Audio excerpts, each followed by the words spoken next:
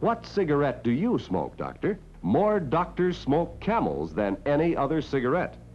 No one really says to smoke as part of a balanced lifestyle. At least not anymore. We used we used to do that. We used to say that, smoke up, sonny, it's good for you.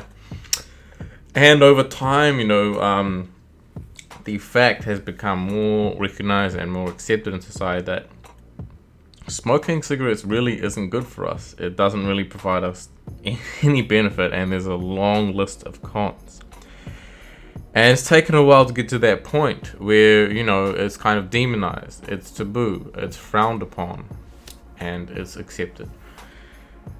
But with meat, okay, there's many parallels that cigarettes have with meat consumption, and meat is really not healthy for you. Much like tobacco, there's very few benefits you get from eating meat, and there's a long list of cons. You could say, like, okay, if you smoke, maybe it's cool or something, right? Or it's slightly meditative. And with meat, it tastes good, and, it's more convenient because, our society is based on the foods contain a lot of meat products. We'll put it that way.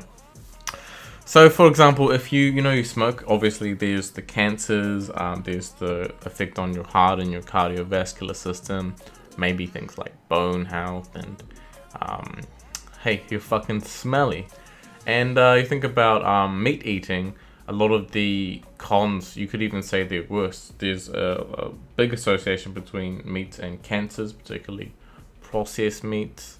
You can find that the animal protein, is very high in self-containing amino acids like methionine and cysteine, and methionine is actually supported as a viable life extension strategy and a cancer treatment because methionine feeds the growth of cancers directly. You can also look at the metabolic byproducts like the putrescines, the nitrosamines develop in your gut because we can't digest meat completely. So they need to be fermented by bacteria, and their excretions are these toxic waste products, things like I said, nitrosamines and putrescines. And there's so many ways that consuming meat is bad for our health. The things I've mentioned here are just the beginning. So, but the way that people view meat nowadays in the 2016 is very similar to the way people viewed smoking 50 to 100 years ago. We need the protein. It's good for health. I don't know the exact arguments people used for smoking, but people did say, oh, it's bad. It's good for you. Smoking. Doctors, I just show you that clip. Doctors smoke, and you got TV shows like The Doctors or Dr. Oz saying, eat bacon, man, because eat bacon, but doesn't have bad fats. Well, no, it's got the protein. We need the protein. We don't need the fucking protein, okay?